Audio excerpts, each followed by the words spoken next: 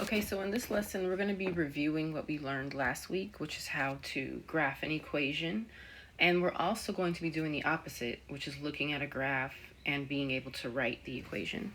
So here are the steps and the slope directions, which are really important in case you haven't memorized them yet.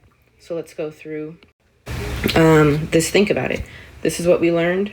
I need to graph this. First step is to put the y-intercept on the graph. So in this equation, the y-intercept is a positive 5.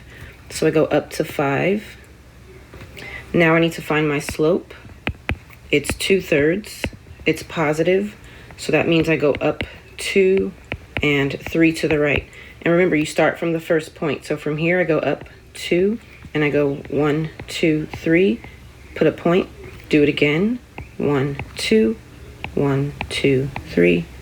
Put a point.